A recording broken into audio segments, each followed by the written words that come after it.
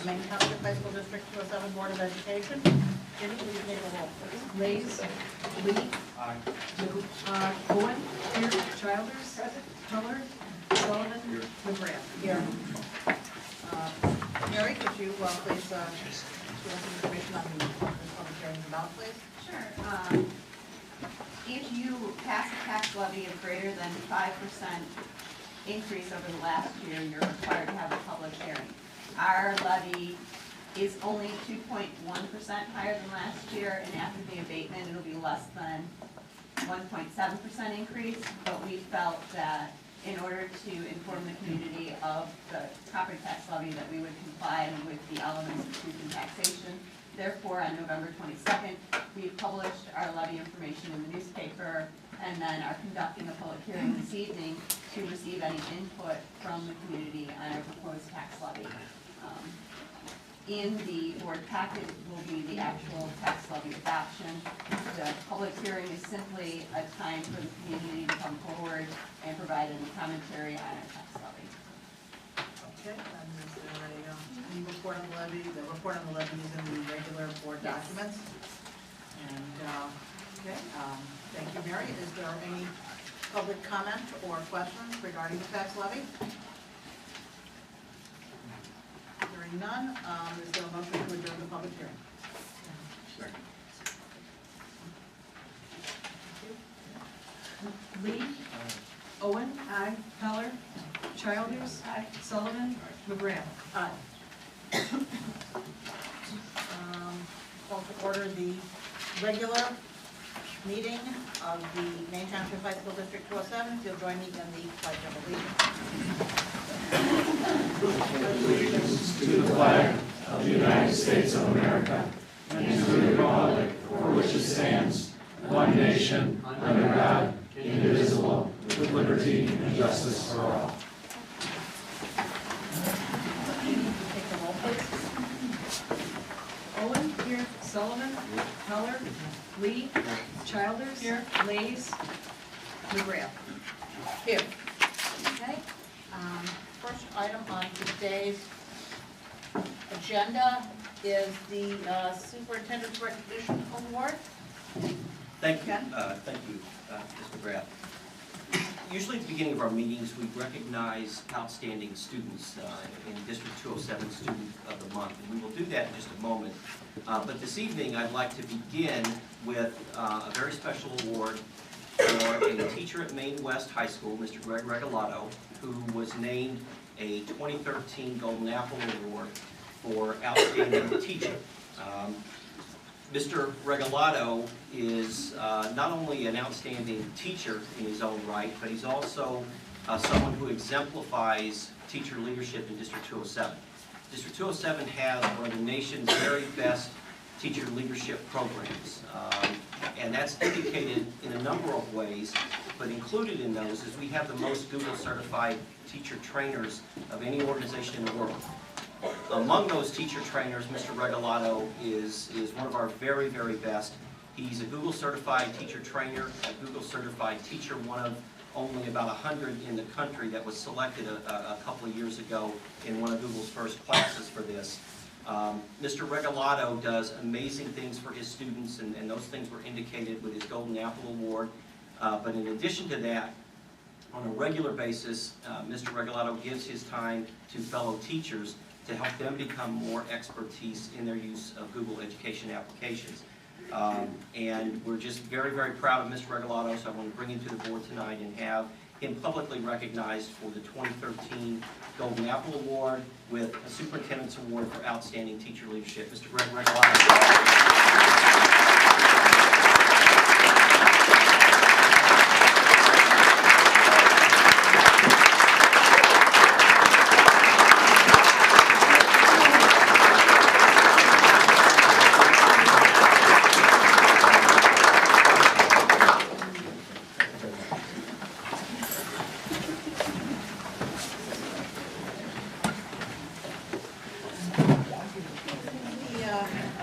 Next item on the agenda is the 207's Best for Academic Achievement.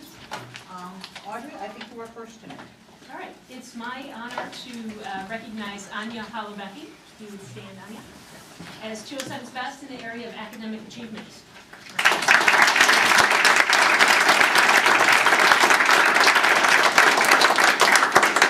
Anya, when we look at the categories for 207's best, Anya could be here every single month. Her commitment to community service, academics, athletics, performing arts, she does it all. And I would say she's amazing in all capital letters. And I would also use the word beautiful to describe her in terms of that awesome smile she has. But her GPA, absolutely beautiful, 4.9 GPA. The curriculum that she has taken, beautiful. She's taken the toughest curriculum. When we had the nominations for the Daily Herald's leadership team, 5 of her past teachers fought to write her letter of recommendation and submitted it in 8-point font because it had to be on one page, and they were able to get it in there. So Mr. McClure actually won that fight and wrote the most amazing letter of recommendation on Anya's behalf. She is the most talented young lady I've met. I remember sitting at a concert 4 years ago, listening to this violinist, and it was one of those where you sat up in your seat to see who that was. And that was when she was a freshman. So she has since then played the national anthem at a Bulls game. She plays the piano for the, she played at Symphony Hall, right? Chicago Symphony Hall. She's been on the IMEA Senior Honors Orchestra for 3 consecutive years, which is a rare opportunity for one of our talented kids. She's a tennis player, she's on the youth commission, and did I mention she's got a 4.9 GPA? So you would think that with that kind of GPA, she's the kind of kid who would stay home and study all the time, but you see Anya at Maine West all the time. She gives back to the community, she works in her church, she works with kids who are underprivileged, and is just an amazing, beautiful young lady, and we are so proud of her at Maine West. She's one of my favorites. It's going to be very sad to see her go because she has just made such a positive contribution to Maine West. So I give you Anya Halabecki.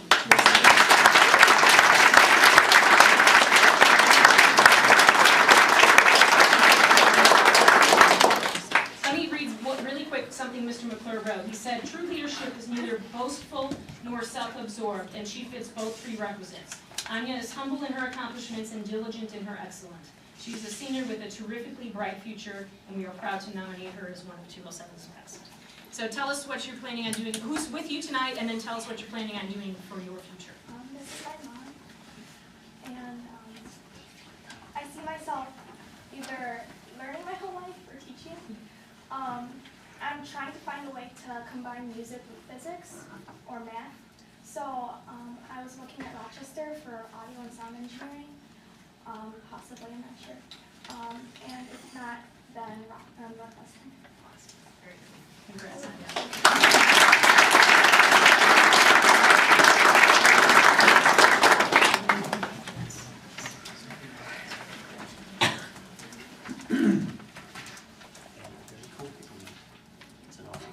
Can Mom take a picture? If she would like to. Oh, yeah.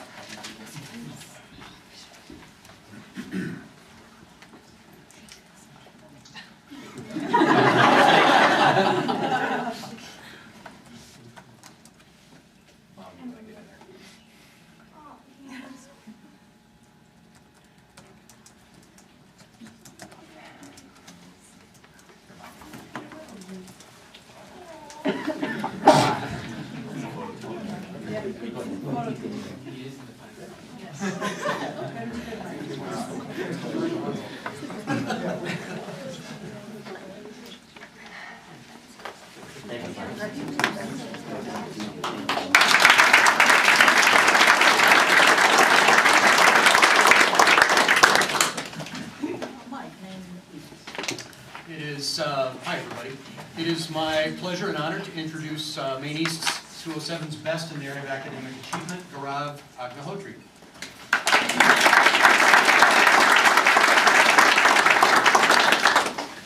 Gaurav has been one incredibly busy guy at Maine East since he came in. He's actually got a cumulative GPA right now of 4.96.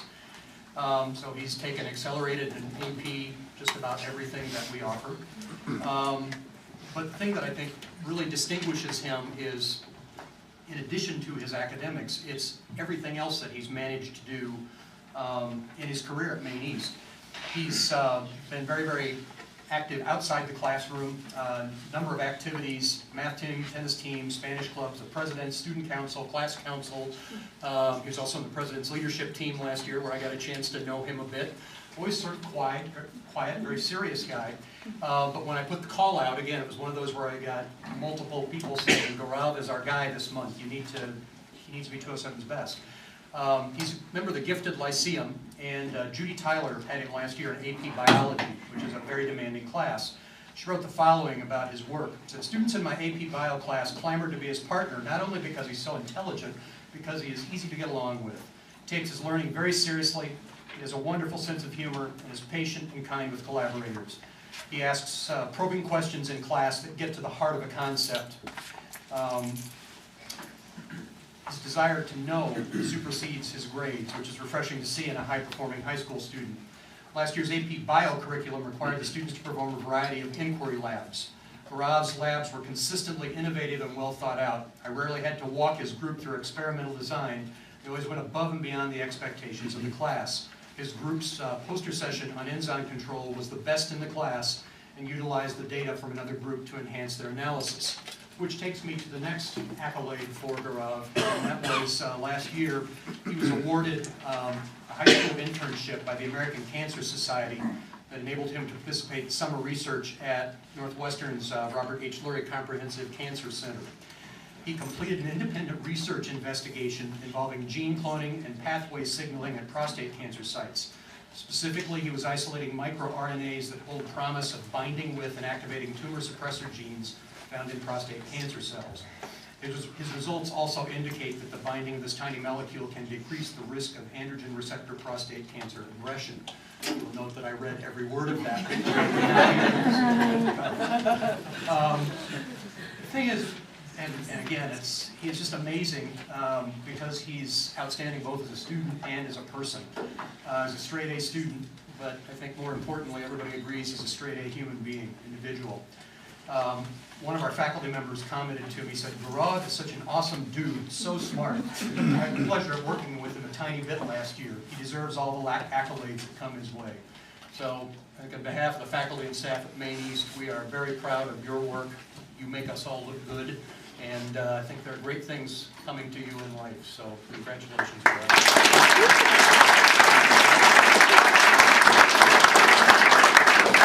Who's here with you tonight?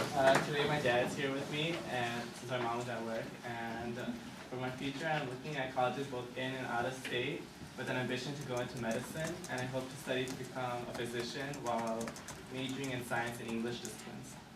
Thank you.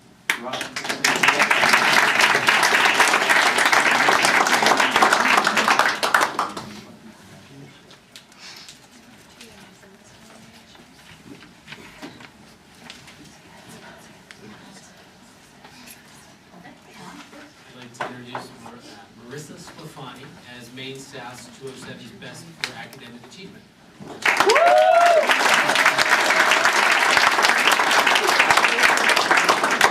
There's definitely a theme I think is running through tonight, which is not only do we have high academic achievement, a lot of what we talk about is focusing on not only what they do in the classroom, which again we have 4.9 GPA, and involved in so many different things, but also what they do in their own communities, both the school community and the community at large.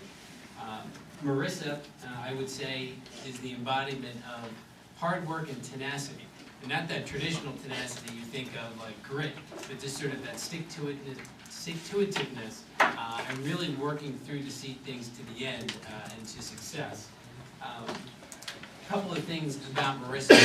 Marissa and her sister co-founded a nonprofit called Kids Giving Back Chicago with the mission of inspiring young people to give back to their communities through volunteerism. And for the last 4 summers have hosted their own sort of neighborhood camp for students to learn how to get involved, to give back to their communities. All this, while maintaining that 4.9. Her teachers call her the ideal student. If you don't have her in class, I think the accolades might even be higher, if you can believe that or not. Mr. Spatakis says, who's our newspaper sponsor, of which Marissa is a part, Marissa is simply remarkable. Among all the writers I have ever had, he's had a lot, on the school newspaper, She's the one who has demonstrated the most dedication to the writing process. In every article she writes, she leaves days for the revision process, a typical task for newspaper articles that are often on a short deadline, and utilizes as many resources as possible to ensure her writing is the best that it can be. Mr. Trenko, our Key Club sponsor, of which she's the president, of course. Marissa is perhaps the most mature and admirable student I have ever encountered at Maine South, ever encountered. Mr. Trenko has been here almost since he graduated back in the early 60s. As president, she's been a tireless leader and improved Key Club in countless ways. Few days pass where I'm not in some way incredibly impressed with the enthusiasm, charisma, and organization that she displays in everything she does. While I'm sorry to say I've not had the opportunity to have Marissa as a student, and observing her actions through an extracurricular setting, I must say that Maine South is lucky to have her. She is certainly not only one of District 207's best, but also one of the best people you could ever meet anywhere. High compliment. Something that struck me immediately about Marissa is she's incredibly humble. To look at, you might think, wow, who's this nice Maine South student? You start to talk with her, you find out all these things about her. You almost have to pry them out of her because she's just so humble.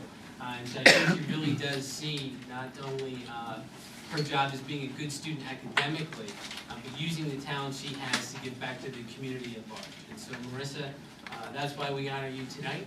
And again, as Mr. Pressler said, you students make us look fantastic, so thank you. And we're very, very proud of you.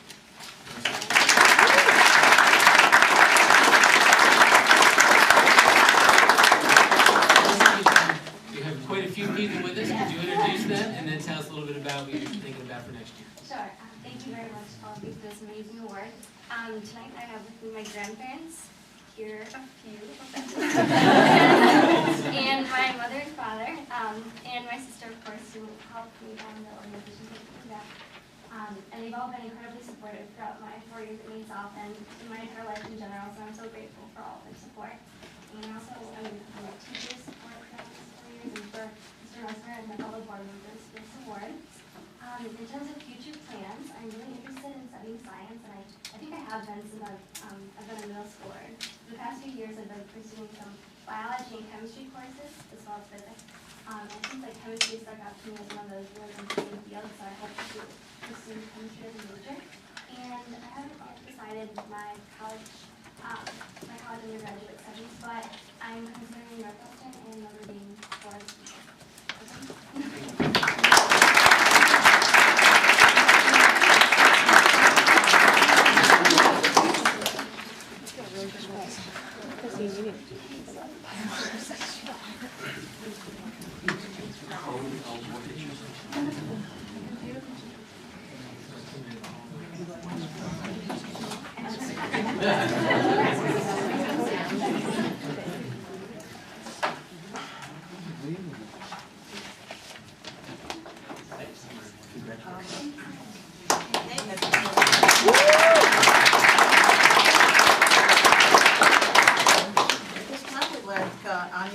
And Melissa to step out into the hallway with your principals for some pictures.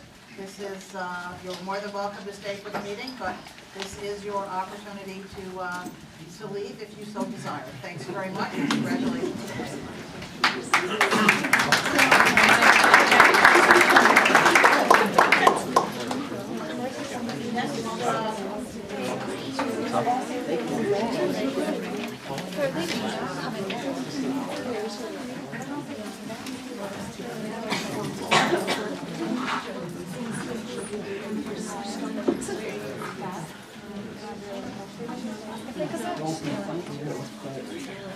It's Joe. It's Joe.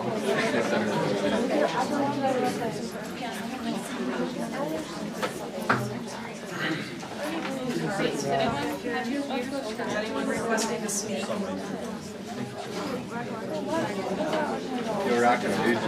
You're rocking. I'm gonna say something. Yeah. Are you? No, I gave it to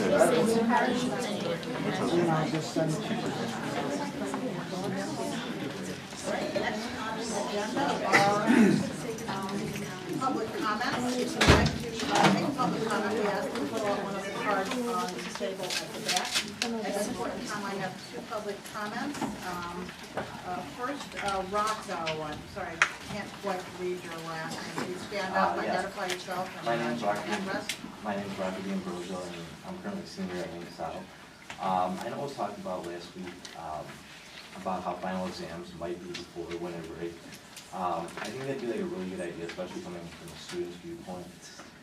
Having final exams before winter break would be really good. I actually done it at a previous school, and a lot of times, like when we have winter break done finals, it tends, a lot of kids, I can speak for myself, a lot of kids, it's hard to study over winter break, like trying to be with family and enjoy the holidays.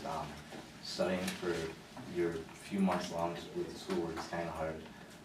Having them beforehand, kids are more likely to study more and be more prepared for the final exams. And a lot of times final exams either make or break a student's grade if they're on the borderline. So therefore, it could really help their GPA, which I know is going to me right now in my senior year, for colleges, especially looking into that. So I really think that you guys should look deeper into making final exams before winter break. Clearly not for my sake, because I'm going to be gone, but for the rest of Maine South and Maine Township's sake, so students have a better opportunity in getting better grades. Thank you very much. Mr. Chris Peterson.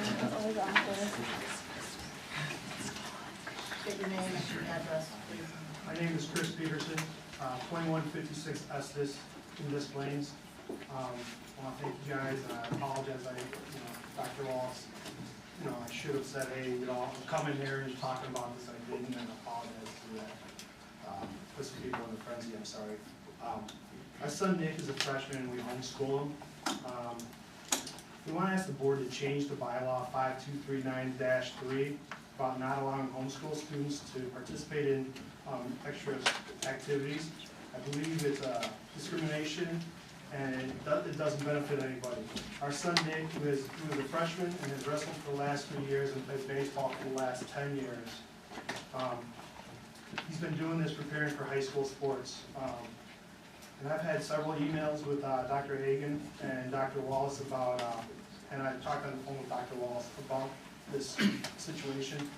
I'd like to show you that allowing homeschool students to participate in high school sports benefits everyone.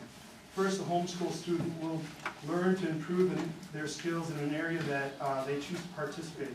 These students would not be able to get these opportunities from us because it's a team sport. We can't put them into these teams without the school. And if they want to pursue it in the college without Maine Township, my son will not be able to move on in wrestling or baseball because 4 years of not being able to do it will really hurt his chances. Nick also likes, he's been doing wrestling and baseball with the same kids that he's grown up with all since he's been a little kid in the school system,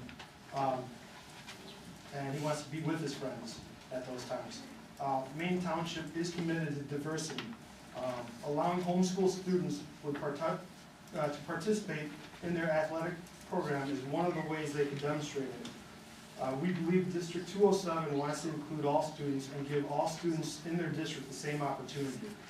Welcoming homeschool students in the athletic program would just make a lot of sense. I believe that the bylaw 5239-3 is discriminatory against the homeschool students. It blocks them from getting the same opportunities the public school students get for college aid or scholarship for sports. In District 207 will allow homeschool students part-time. They will allow them to do driver's ed and other classes. They just don't let them do sports. We pay our taxes. I pay over $1,200 just going to Maine Township for the high school a year. I went through looking at my property tax the other day, and I've been in the community for the last 10 years. I grew up in this community. I went to Maine West High School. I love Maine West High School. I love the sports there. I want to see them excel. I've paid already $10,500 since we've moved here.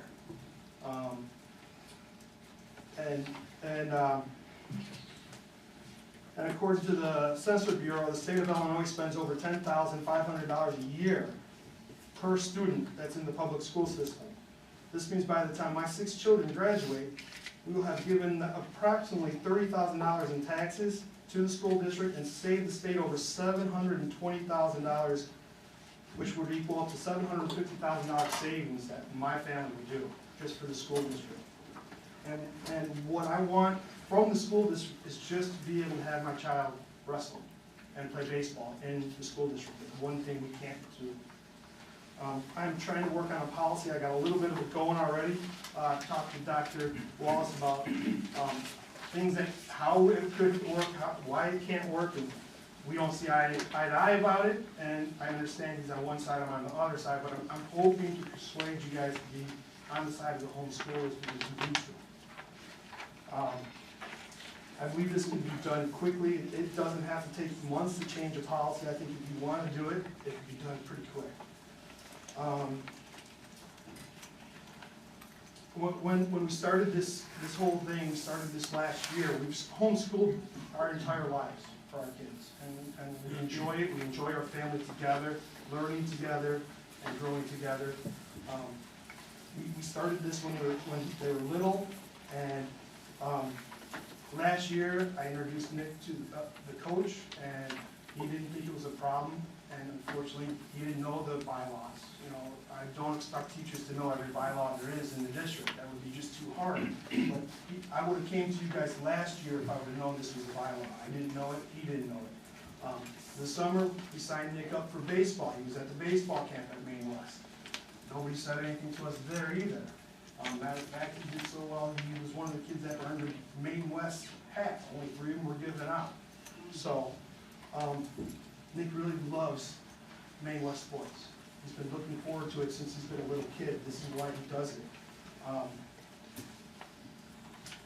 Skip it on the website.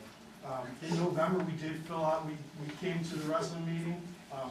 He registered for wrestling, put our phone number, put everything down on there. They said we needed a physical. We got the physical. I got a phone call from the administration saying that that they've never dealt with a homeschool student. We have to figure out how to do the grade. We're not sure how to do it. So at that point, she said she'll call me back. Then she called me back and said, Nick can't wrestle until we figure this out because it's an insurance thing. Well, I don't believe it's an insurance thing because I believe anybody that walks through this building is insured. I don't think that's true. Then I was told it was an IHSA thing. I researched ISHA. I talked to Tina Brown down at ISHA. They said that homeschoolers can do it.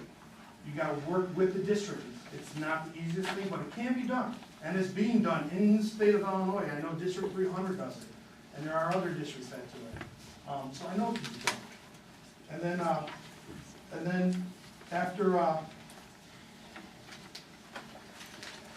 that, I talked to Nick. Also paid the fees already for the wrestling gear. So he's practiced already. He paid the fees. We already registered him.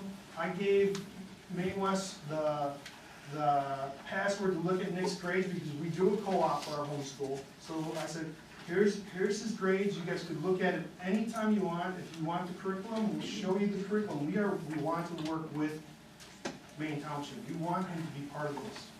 And I was just told straight up, no, we don't want to do it.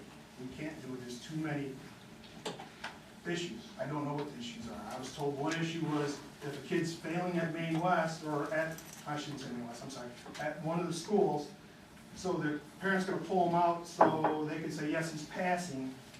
Now he's eligible. Most parents aren't going to quit their job to homeschool their kid. When you homeschool your child, it's because it's a passion of yours. It's something you want to do. I don't see that happening. So I really haven't seen the reason why it's not done. I do understand when the law was passed, or the bylaw was passed, was '99, and the homeschool movement was really kicking in big then. And I'm assuming people didn't know what to expect and what to do about it, so they passed the rule. I'm asking that you change that rule.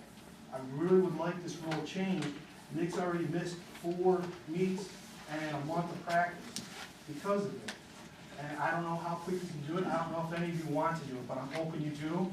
I have 4 more kids underneath them. I have one that's in gymnastics right now, or privately, that's going to be really good if he stays with it, if he enjoys it, and in wrestling. So I really want to put my kids into the Maine Township. I want to put them in Maine West where I wrestled, where I played football. We really want your help, and this is what I'm asking for you guys to help us change this. I'm not, you know, I did call the media to get them here because I want support. I want more support. I want to see that Maine Township is a good township. Maine West, I love this school. I think it's a great school. I think this is a very, very good for diversity for the school. I think that you guys can really show other schools what it's like to be diverse and how to take care of the whole district, and not just the kids in your schools. There are 10 states right now currently that require their schools to let homeschool students participate. And Texas looks like they're going to be number 11. They're voting on it soon. So I'm really, you know, I can't go to the state right now and get a change there, but I can ask you guys all right here and right now to do something about it for our district, for our kids, for my kids, and for all other kids coming in. I really believe a homeschool student can help the other students, the way he acts, the way he treats his teammates, and the way he tries hard, just like how they could help him. I think it would be a great marriage. I think it would be really good, and I really want your support on this. I did email a couple of you about it, and I didn't get a response, and I understand that you guys want to talk to each other beforehand, but I would really love to say, hey, we're going to talk about it, we'll get back to you. I really would like your help on this. I really don't want them to miss any more of it, but that's all in your hands. You could easily say to solve the problem with kids pulling out of Maine West, you could easily say you have to homeschool for the entire year, you can't pull out. I mean, policy can be made, it can be made quickly, it can be made easily. I think you do it, and I would love for you guys to do it. I'm asking you to help me with my child in sports. Thank you.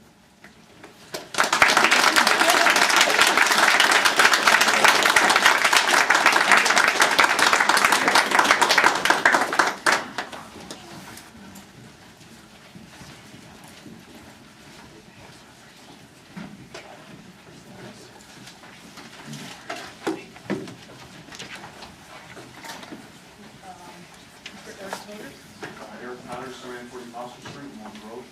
I apologize if you were late, Mr. McFadden, so I want to comment on that, I was late. For the gentleman that just spoke, I was a triathlete at Maine East my freshman year. And I was hazed my freshman year in June. I was an honor roll student. I was student of the month numerous times.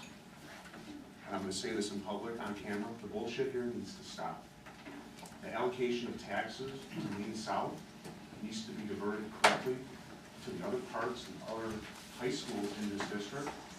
I do appreciate the abatement, I do appreciate the hard work that Mary does, but now it's time to basically tear apart the numbers and take, I call it the demilitarized zone, the areas where people have the option of going to Maine South football, to Maine South or Maine East, or going to Maine East or Maine West, and start truly taking the tax dollars that I pay to go to Maine East and allocating those dollars to Maine East. So, I don't know what you guys are going to do as far as numbers, but there's a lot of people here. The word's going to get out pretty quick. There are three high schools in this district: Maine East, my alma mater, Maine South, and Maine West. And through my research over the last 7 years, all I've seen, all the dollars are going to Maine South. The bullshit needs to stop. Thank you. Are there any other comments? Thank you. The next item on the agenda is updates from the superintendent and board members.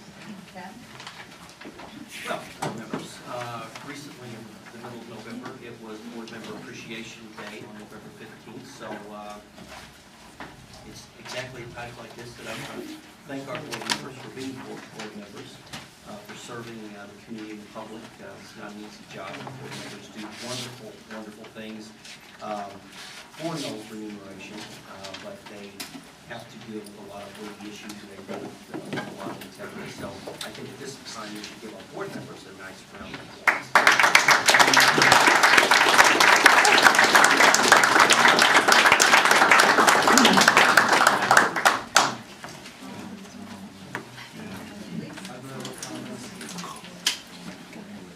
I was able to attend the school-based health center advisory board meeting this morning. Very impressed as always, and it's great to see three principals always attending and very supportive. Try to help the best of the health for their students. And the collaboration is excellent. And along with that line, one of the agenda items is human touch. Very like to hear. And along with that, I will be showing the solicitation letter. They're having a third annual Father's Day 5K on Sunday, June 15, 2014. And basically, the goal of the 5K run is to promote the school-based health center and the community get more involved. So, I was looking at this, there are looking for sponsorship and contributors. So if you guys, the board members can take a look at this, and if you can able to support and help such good cause, we appreciate this. If you have any sponsors or corporate sponsors especially, you know what to contact to support this. So just want to recognize doing a great job for the school-based health center as well as the board meetings and all the great work. Thank you. Any other board member comments? Not, a report from the education committee. I mean, ask her to join you, she was present at the meeting, would you care to share what you discussed? Please begin, Mr. Chairman. I'll give a quick summary, and then if I miss anything, we gave the education committee a preview of the textbook changes to policy 5300 that are in your board packet, so that was discussed. We also had a preview of the ECAS Value-Added report and some of the other school improvement initiatives that we're looking at that will be covered in future board meetings. With the reference to the textbook, online textbooks, and terms and online use is now necessary to policies to be covered. So, education committee discussed it and decided to use policy. Thank you very much. Sean, the finance committee. At the finance committee, first thing we talked about was the selling of flowers at graduation by both South and East. And the issue was the fact that the vendor, when this is combined over a 3-year period, could make over $1,000. We discussed this issue, and it's really a limitation that exists with the board policy had to do with annual income, which would not be more than $1,000, so we did not really see an issue there. We talked about the possibility of a property tax abatement of almost $1.5 million, 1.478 from debt service. And then we talked about the cost-sharing possibilities on PCAP with us and who? The city of Parker. Are there any questions on the tax rate? Okay, that's it. Thank you. Still being Grouse. We had a very short meeting. We reviewed the facilities plan, which appears in your board agenda. Members of the Building and Grounds Committee asked a few questions, and we provided with some information. There's nothing extremely significant, like a field house, for example. However, there are some other important things for the school district in there. I have a quick comments regarding questions regarding the replacement of the library carpet for our 3 schools. Has it been discussed yet? Are we planning to replace the carpet? Just, I think, 2 of the 3 or all? No, all 3, All because three. we wanted to combine it. We're doing the auditorium carpet at Main South. So in order to get an economy of scale, we do similar projects in the same year so that we can get the best pricing. Is that a carpet like what we see? It's a carpet, I believe it's a carpet square, so that if there's a section that's a high traffic pattern, we can replace the squares without replacing the entire carpeting. And the carpet is over 10 years old in all of the libraries. Regarding carpets, regarding the health matters, is it really safe to have a historic carpets instead of maybe tiles or some other that's I think there are pros and cons. Certainly with carpet, there are higher allergens. However, with the carpet we use, it's a full rubber membrane back carpet. So it's not like a carpet that you would put into home. It's more hypoallergenic. But the real con to putting tile in the library is noise. Tile floors are much noisier than carpeting. And with a space that big with that many students in there, the noise would be too great, which is why they go with carpeting in there. What decisions has been made on that? That's up to the board. It's on the agenda tonight. But ultimately, I'd like to say that the noise abatement really far outweighs the issues or But maybe possibly is there other material that prevent such noises and safety hazards? I mean, whether you go with a VCT tile or a membrane floor or a concrete floor, you're going to have the noise issues. Carpeting is the flooring surface that minimizes the noise. You know, I think that certainly we don't put carpet in the hallways because those are high traffic areas, the high dirt areas. But within the library, when you use the full rubberized back thin layered carpet, it's your hypoallergenic, you know, it's fairly close to VCT in terms of being hyperallergenic. And Based on those research and recommendations, that is the, I guess, best. yeah, that's because of the noise situation. You don't want to have that much noise in your library from the constant moving of the chairs, moving of the tables. Have we recorded any, like, greater number of incidents in carpeted areas versus non-carpeted areas? No, you know, I think it's a matter of maintaining, and you know, with the carpets are cleaned on a regular basis. But There used to be issues with carpeting just causing some problems for some people. Is that what you're getting at? But I think what you're saying is that the carpeting in the last probably 10 years has gotten substantially better. How about the cost-wise? VCT is probably slightly cheaper than carpeting, and has a longer useful life, but it's still, it's the noise factor. So I think that we have a lot of areas where we put in the VCT flooring because it's cheaper and it has a longer useful life, but we don't do it in all areas because we weigh the pros and the cons of what type of flooring surface we think is appropriate for that area.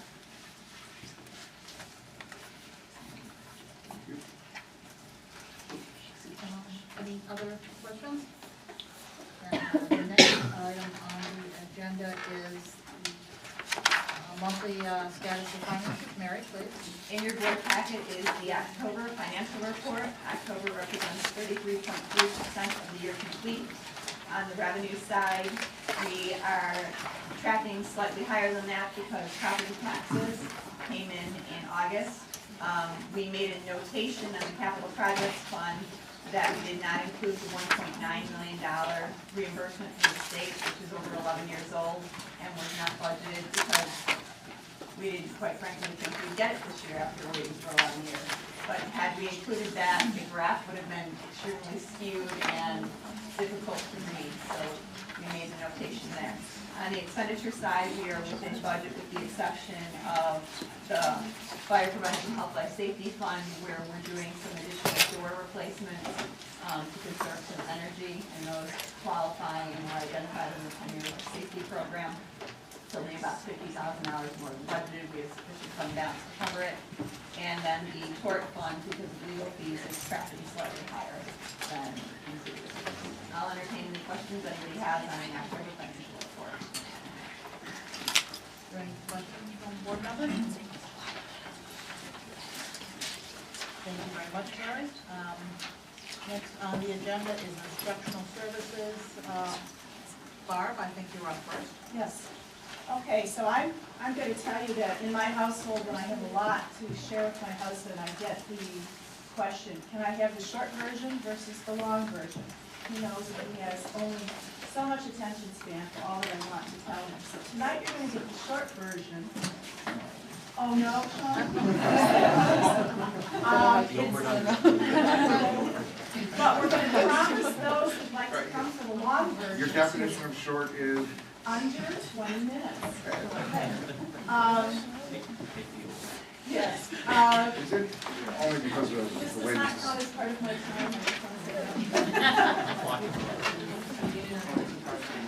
just want to say that. So, we've also shared out with you the URL for the presentation. One will be actually going but this will cover all the reports that are under tab 6 and tab 11 in your binder. And Hank and I will tag team this. So, here we go. Buckle your seatbelts.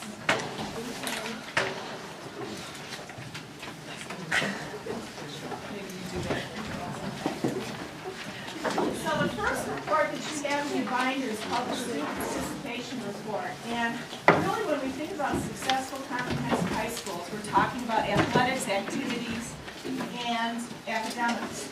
This report is about activities primarily.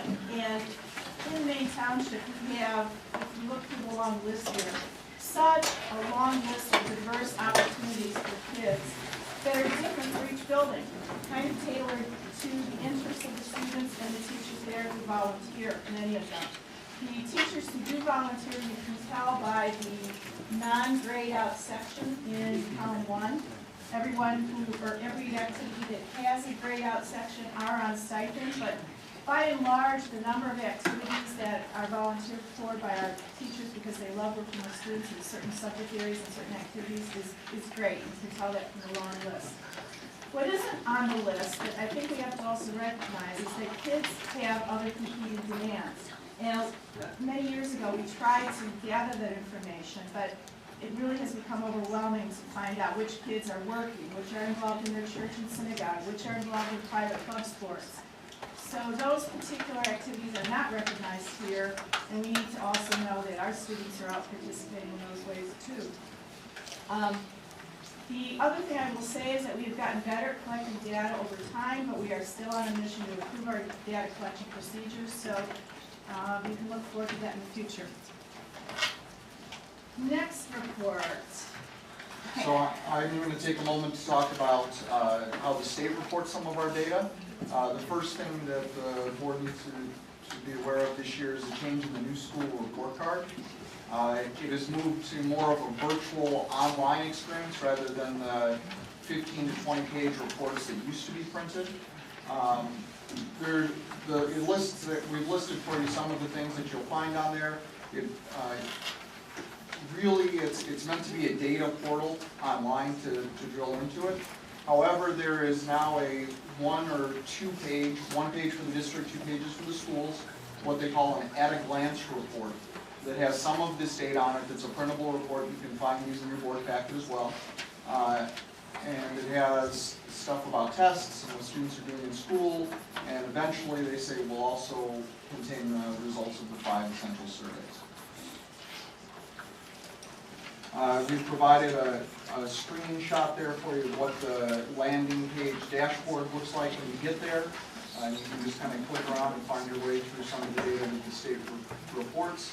And then this is an image of the at-a-glance report. So if you're looking for those, that's what the document looks like in your board book. The old state report card is still published, and that is published as what they call a compliance report now. And the end of that compliance report talks about no child left behind and adequate yearly progress, which is the next report in the board packet. Adequate yearly progress is measured by 4 conditions, 3 of them that we must follow in the Maine schools. That 95% of our students that are juniors are tested. This year, the number for No Child Left Behind is 92.5% meeting or exceeding standards. And that is for all students and students in subgroups of greater than 45 students. And ours are listed there. And meeting an 85% graduation rate. Now, when you look at all of these conditions and you mash them together, what ends up happening for the Maine schools this year is overall we do not meet those standards for AYP at the national standards. However, if you dig into the report, you'll see in many areas, in many of the subgroups, and many of the areas in reading or math or individual groups, we are meeting standards. So you can peruse through that. You can see in the report does detail that out for you as to where we meet there. If you wish to find these compliance reports, which are the old school report cards, you go through that new website, through the data portal. This image shows you where you click. It's 3 clicks to pull up those PDFs, and then you can drill in. I believe those PDFs are also in your board book this month. So, the school report card includes data from the Prairie State exam, which is given to juniors, and in this particular case, the class of 2014 took it last spring. That data is what is used to determine AYP. So we produce, following that, and I should first stop and say that Don Marzoff is here tonight and is really the workhorse behind the production of many of these data reports. And thank you, Don, for all the hard work and interpretation that you lent to this and many other efforts too. But the Prairie State report is one of the reports that Don produces. And really, what we're trying to do here is to answer some questions. In this particular case, this is one look at the class of 2014. His report asks, how did the scores over the past 3 graduating classes, when averaged together, compare to the scores for the class of 2014? As a way of us being able to see whether or not their scores are going up or down in that one snapshot look. So we've summarized his lengthy report in this one screen, just to give you a takeaway. If you look at the class of 2014, at one moment in time last spring, taking one assessment that had some sub-tests in reading, math, and science, we see at East and at South, for example, they were scoring significantly higher in readings on that particular Prairie State exam, 2-day exam. At West, there was no significant change compared to the average of the last 3 classes. In math, in all 3 buildings, no significant change. In science, depending on the subgroup, there were some changes as noted there. There is much more detail in the report, which we're going to be happy to dig in on with you if you attend the Education Committee on January 6th, and I'll tell you more about that later. But this is really the big takeaway, and some great themes in reading, for example. Now, what we're more interested in, though, is maybe not just looking at one day in time, one group of kids, and comparing to 3 different groups of kids, but instead to focus on that one class over the length of their testing history with us, from 9th grade to 11th grade. And that comes out in the next report in your binder called the ePass Value Added Report. We are focusing on this cohort of students, the graduating class of 2014, and looking at how they improve from the Explore test taken in the fall of 9th grade to the Plan test in the fall of 10th grade to the Prairie State ACT test taken in 11th grade. Those 3 tests are on the same scale, so they can be compared in that way. And because we're going to look at their growth, we have to have a group that's taken all 3 tests. So the other half of that screenshot shows you that, for example, at East, which has a more mobile population, we have 80% of the class who have taken all 3 assessments, whereas in other parts of the district it might have been 87 or 92%. So just keep that in mind. It isn't 100% of the class. So what's our takeaway? Well, I have to explain to you one more thing. Starting last year, board members will remember that we shifted to not just looking for 5 points of growth across the board for all schools, but we moved to a regression analysis that Don spent time developing, looking at 9 years worth of data, in order to see what we should predict for that particular building group, and then what did we observe. So the benchmark has shifted depending on which building we're looking at. The green indicates where the building met the benchmark, what we predicted or superseded it. And the red is where we're still working on attaining that. So for South, they met all 5 of their benchmarks.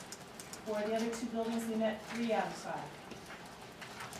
And this is probably the biggest takeaway for that particular report.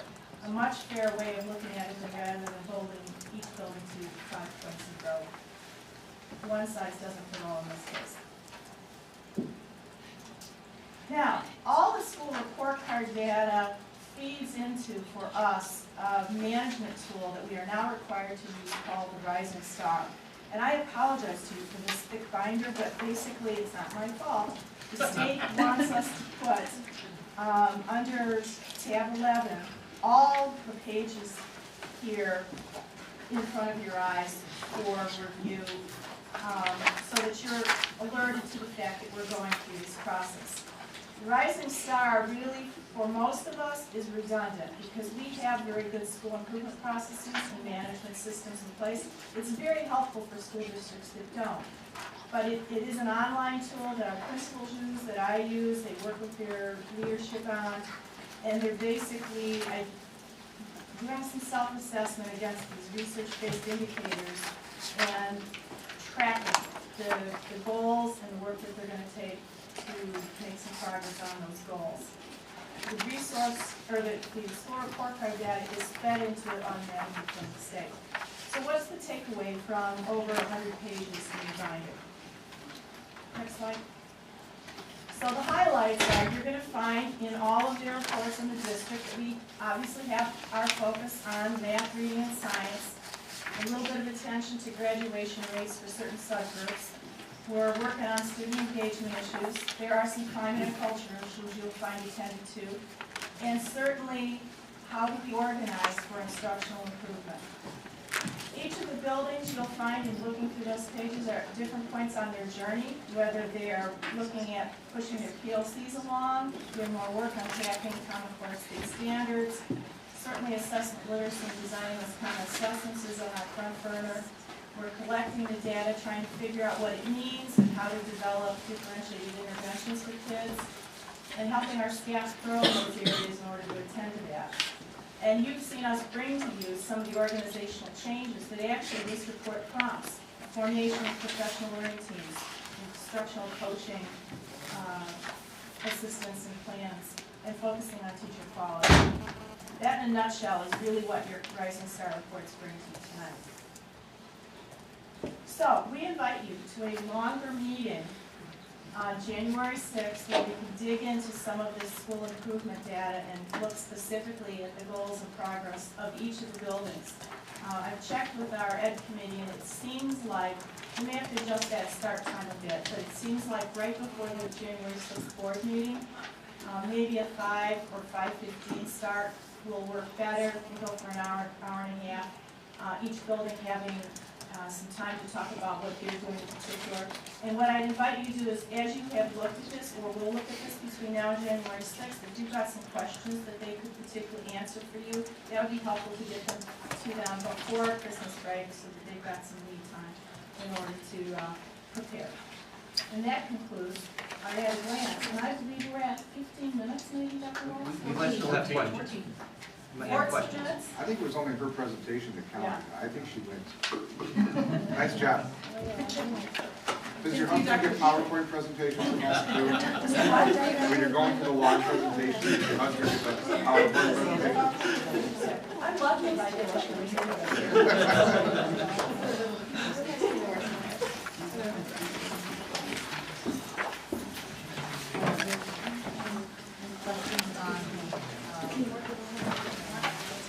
Science number.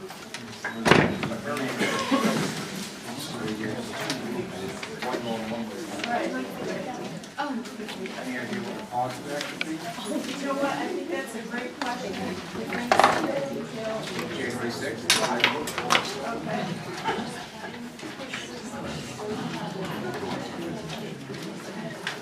I just know that Don probably knows right off the top of his head. You didn't want to throw it. All right, there are no more questions. Next item is the monthly update on fire request. 3 last month, all sent processed or in the process of being processed. Thank you. Next up is the first reading of board policies and procedures. Barb and Hank.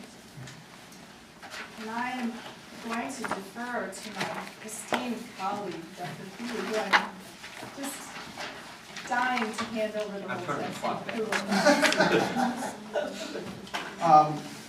For tonight's policy review, this is the first review of some revisions we're proposing regarding textbooks. We did give you a couple of major bullet points at the top as to what we're trying to achieve with these revisions, which we did bring to the Ed Committee earlier this month. The major impetus for the change is the changing nature of textbooks and the fact that some are becoming digital, some are becoming kind of what we call flex books, books that you can kind of combine a variety of different resources and piece them together to make a single book, or things that are open source, free and available online for teachers to use with their students. So what we realized was that our current policy doesn't really truly define what a textbook is. So that was the first goal, to define that. So we've put language in there to say that any resource that comes with a fee, that is the primary or is the primary resource for a class, or is a class set of reading material, are going to be considered textbooks. Those would come to the board for approval, just as we're doing tonight with another set of materials. And then the approval process stays pretty much the same, except for the fact that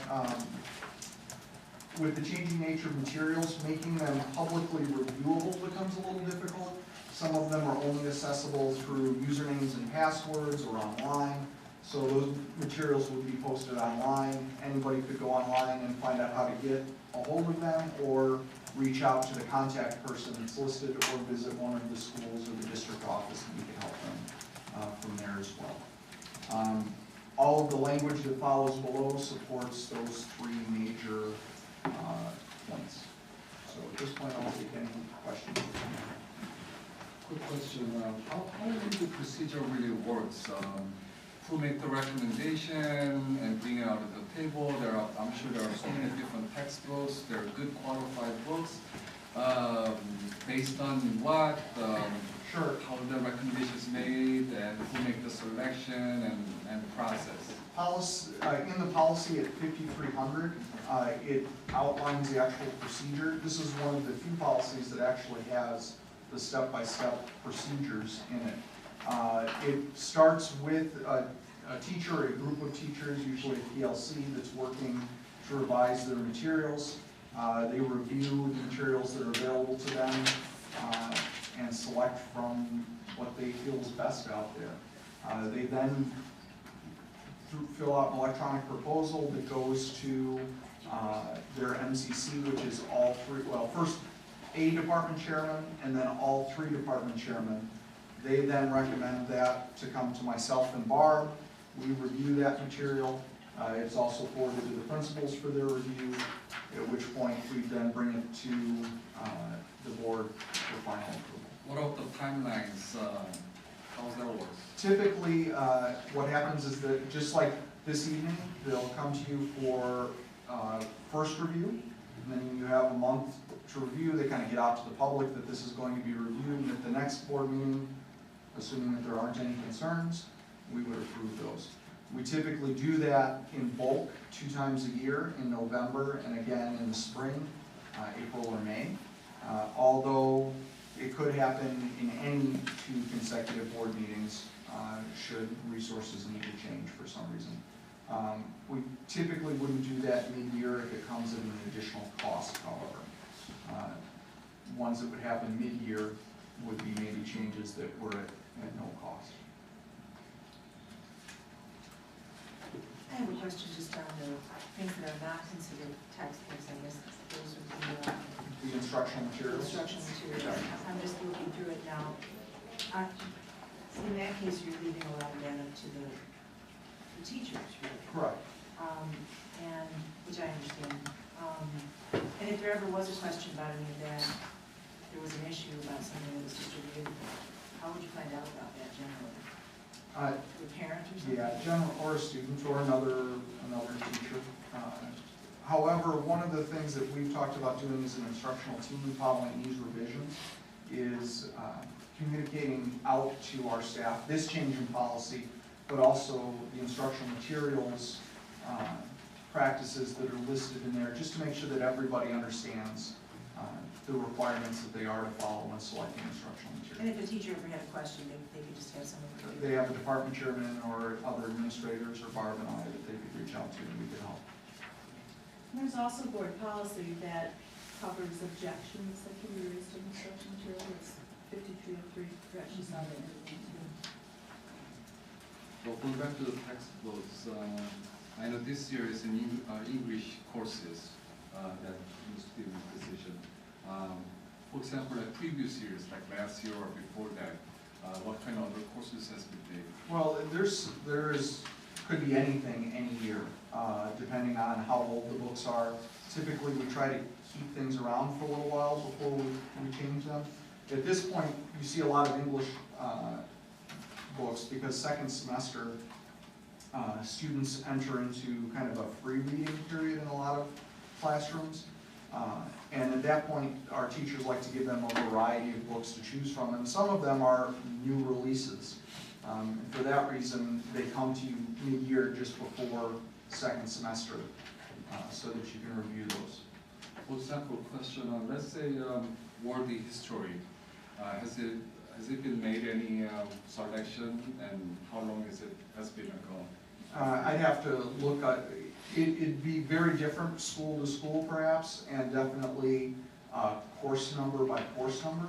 We do have a catalog of all of those if you're interested in seeing them. Yeah, I'm going to tell you the adoption date. What we've tried to do in practice, particularly as we relied on buying textbooks, is to keep, once we adopted a textbook, to keep it in service for about 5 years.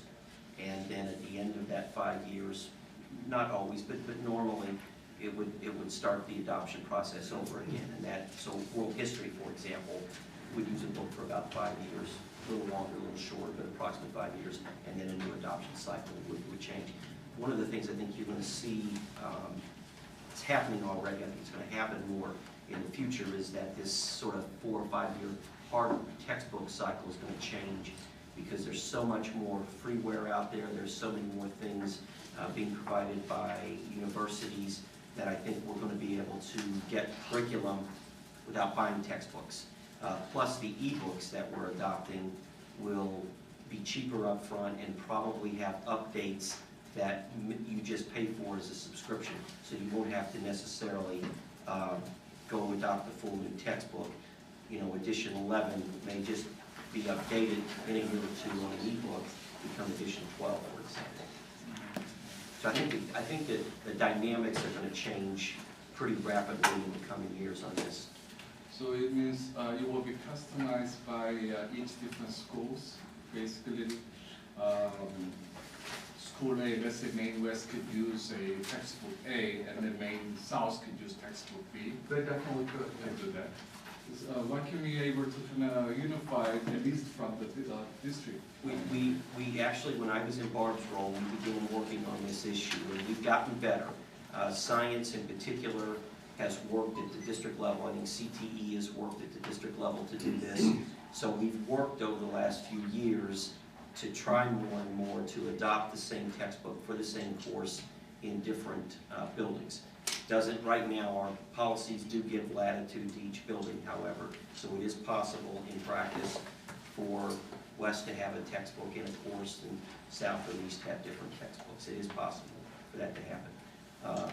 You know, what that really reflects, I think, is that we're giving decision-making locally to the building and to their professionals in the building. But we have tried to, in many cases, do more decision-making that was district-focused. And there is that step in the review process where all 3 department chairmen across the district do review the book before it moves on past them. So there is a step where they all do see what's coming.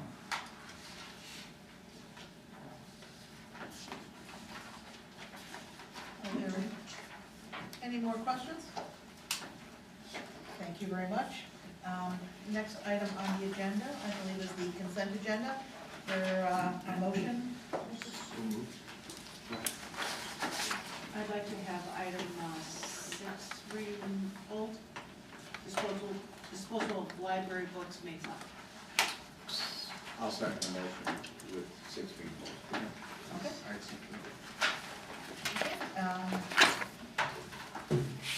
We are doing everything but the disposal of library books? Correct. Okay, there was a motion on everything except the disposal of library books. Item G in the G in the board docs agenda. There's a motion and a second. Is there any discussion on the other items? Sean? I did. Okay, the discussion, Jenny, will take the roll, please. Lee, Aye. Owen. Aye. Lays. Aye. Childers. Aye. Heller. Sullivan. McGrath. Aye. Okay, a motion on item 6G, disposal of library books. Is there a motion? So moved. Second, Donna. Okay, discussion, please. When I was reading this today, the word charity hit me as I was checking it. Why don't we sell the books? Why don't we have a used book sale? Have you? We do sell, these are books that are not, that we don't have the ability to sell. So we do sell books when we're able to. I'm talking about a book sale. Like, if you're going to give them to another library or another organization so they can make money. I think we did it for Maine East, it was over $126,000 in value. This is $53,000. Why don't we have that book sale? Why don't we have that fundraiser? Just for a note, the value that's reflected there is the original purchase price of those books. And a lot of the ones in this list are old encyclopedias, which, you know, with the advent of Wikipedia and online resources, really have absolutely no value. So for 10 cents on the dollar, is my math right, we could take in $5,000? Well, I don't even know if you can get that. You know, we've offered these up to booksellers, and this is what's left behind. So we've already done that first step. But the rationale here is to give them to staff and students first, and then to give them to another library, another organization, so that they could sell it to make money. Why don't we have a student organization, a foundation, a group, just to see if we could make a few dollars on it? Are we? Oh, for their use. For their use. I don't mean for the board, but for an organization within the municipality. I think that they did give us an opportunity and the community too. It was in the paper saying distribution of free books to any community organization who wish to take it, they may do so. And school did give it enough time, so many different local area organizations trying to tap into it, and whatever they can get, they were able to freely haul away. And then whatever that's left over, they have been disposing of this time. I just think it's an opportunity for teamwork, for people to work together. It's a new experience. And if we're struggling, the other foundation's like, oh, we got $700 from this group, we got $250 from this group. You know, if it's a huge nightmare, it's one time, and it might be an effort to create some new experiences, and I would just, that's why I asked to have a vote. So principals, how about, you know, moving forward, if we want to reach out to some of the service clubs and just ask if they would have an interest in this? We could certainly try it and see if there's a market for putting a sale on and drawing in something like that. Or was it the 207 Foundation? Well, I thought that was logical. Because someone would have to run it, so, you know, Yeah. you need people to actually conduct this. Yeah, if no one's willing to do Right. that, Well, then I'm we're thinking, stuck. I'm thinking they might be, you know, that might be a good thing to do. I know AAUW always did it for years. But again, they have tried it on the opportunity to reach out to the community organizations. I just remember one other board meeting where the original value was over $100,000 and they just went away. And when I saw this today, I said, why don't we try it? Many of the books that we are disposing are books that are unwanted. One of the things, you'll see a lot of letters coming out south. Turns out that when we did a changeover in the staff there was a realization that a periodic reading was not happening. So we have quite a few books that, and that there was a bit of a purchasing of some books in the past too that weren't highly trafficked in the library at all. And so we're just trying to clean that up. So you see a lot more from the south coming through, but we'd be more than happy to explore that opportunity. Thank you. That's what I'm looking at. I think one of the things you've got to consider if you're going to post a sale is what room are you going to set 3,833 books up in on tables. I know that Triton does do this every year. We have the sale that runs from today, and Dan sure thinks it was great, up until winter break starts. And then they donate the books after that haven't sold in a period of time. But they are set up in tables, on tables in the library. You know, but you've got a whole different access problem here than we do down there. We're open, whereas here you'd have to have everybody passing through security at the front door. Yeah. And then getting into the library and then making sure they don't go up there. You'd really have to find some place that was security in order to be able to host such an event. Well, I'm thinking of like one of the gyms on the Integral Wing at West, where you could bring people in from the outside. Feel like a single day event. Yeah. Say, Yeah. every day, here's the event. You know, we can talk about it. We can certainly consider what we've tried to do is liquidate the ones in the past that had any kind of significant value, and then there's just not, for particularly as Hank said, like old encyclopedias, not a strong market, but we can certainly see what's possible. So we look at it for next year. No, I would be voting to try and do something this year. How many books do we have? 3,833 outdated or damaged books. And I'm assuming, Mary, that an approximate total value of 53,000 is original. That's You know, what I would hope that the building would be able to do is have an organization that came up and did everything, because we'd spend a couple $1,000 in overtime for setup and That's more than. you don't want it to cost, and we don't want it to cost us.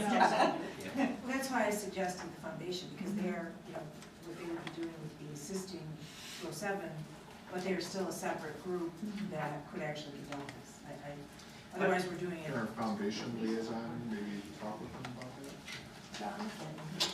I'll mention it, I'm not sure if this is something that they would be interested in, but I certainly will. Why don't we do this? Why don't we pull it tonight and give the principals some time to see if there's any student organization that might want to partner with the Ed Foundation in the interim, and see if we have interest. We can always bring this back in January. And can I ask specifically, is the goal of the raising of money to go to whom in particular? Because I feel as though there's an intent with the use of the money. Is that to? Well, if we donate them to the foundation, then the funds could be paid directly to the foundation. If we do the sale ourselves, it would have to go into the general ed fund. Yeah, and my concern with us doing the sales, I think it'll cost us more, No, whoever would do that, and there's Kiwanis always has a high visibility name, Rotary, but or not Rotary, but the Key Clubs, but an organization. So for example, the Key Club may sell the book, but the Key Club itself would not most likely keep the money, they would then donate it to charity. I can see that being what the. Well, but they would be deciding who it went to. Sure, absolutely. Yeah, whoever sweats. Can I make a suggestion? I think there's probably a number of issues that need to be discussed on this. If we pull it from the agenda tonight, I'd like probably a more detailed report of what we're really looking at. If we are looking at old encyclopedias, take them out of the 3,833. We are not getting one penny for any of that. And let's winnow it down to anything that might have a sale value. It's amazing how much stuff is out there. If you look on places like half.com, where the minimum they'll let you list anything for is 75 cents, and there's 5,000 copies of something at 75 cents. You're just never moving it. So, Just another example of creative thinking, and also the side part of it is teamwork, getting people to work together. right, so, are you, with the motion? Okay, thank you. Bring it back. Thank you. Oh, and since I'm the one that brought it up, I would be willing to be, help being as a liaison, then if you want me to talk to the foundation, I'd be glad to. You want me to be your assistant liaison? You would need your volunteering for that, would be like, Holly, that will be. Next item on the agenda is school calendars. Item 10, do we have a motion on the calendars for the next fiscal year? Are there any questions or comments? Greg, do you have anything to? I was just going to say, just to address the students, he didn't really have questions about his public comment. The calendar committee is getting ready to put together a little survey to go out to community members, parents, students, just showing them a couple different examples of schedules. One of them would be one that ends the first semester before winter break, and then the ripple effect of that. You know, when do we start? When do we end? You know, and so that is something that we're working on a Survey Monkey right now. Would that move the beginning of the school year to like early August then, or? Yes, it would. Well, Well, let's now, define depends how it's you. about a week earlier. About 7 to 8 attendance days earlier. But I would assume that Thanksgiving break would be a little bit shorter.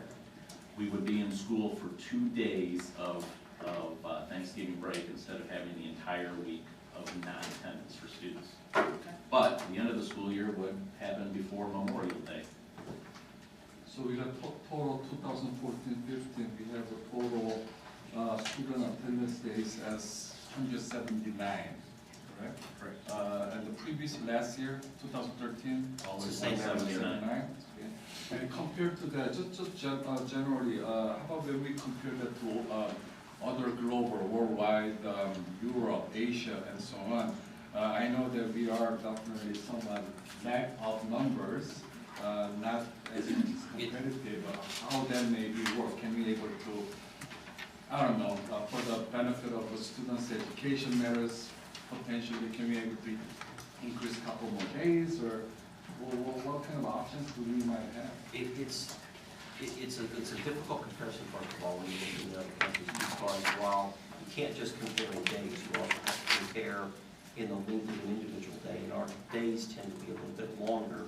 We don't go as many days. I think in many countries, it's 190 to 200 days, where in the United States, it's probably 175 to 180. I know that we, compared to the districts around us, have more instructional days than most of the districts around us by probably, what, Greg, 3 or 4 days anyway. The state minimum is 176 days plus 5 emergency days. We have 179 plus those 5 emergency days. I would say, relatively speaking, our students are, on average, in school at least 1 or 2 days longer than the norm, because most school districts set their schedules at the minimum number of 176. It's also, it's not quite as easy as just approving a calendar of having, because if you have students in attendance more days, we also have to have staff members in attendance more days, and that is a mandatory subject of bargaining. So, how about other comparison with the other states? How are we, state of Illinois or our main district, compared to other states? The 180 days of instruction is pretty much the norm in the United States, with a little bit of variance, but it's probably not more than 5 days on either side of the 180. So the United States is pretty similar in this regard. In fact, it's one of the statistics that's often mentioned about this country when comparing to other countries where there is a 190 or 200-day calendar for instruction by comparison. but the other thing to take a look at is, you can look at just the number of days there are in a school year, but then you can also look at the number of learning opportunities students have within each day in that school year. And we have a 9-period school day. Potentially, if a student were able to get a waiver from the building principal to not have lunch, they could feasibly take 9 classes. Well, yeah, because of our period and a half science classes and others. but our students have the opportunity to take more classes than a lot of students in other schools that are only on a 6-period day. So if you have 8 or 9 periods for students, lunchtime wise, are they, how is the lunchtime starts exactly? They have a half a period for lunch. And so Starting what time, 11, like 10:30? Lunches range anywhere from 10:20 in the morning all the way to about 1:10 in the afternoon. Very early to 10:20 for the kids to have It's a space logistics issue, particularly at South. It's really a space management issue. They eat all day.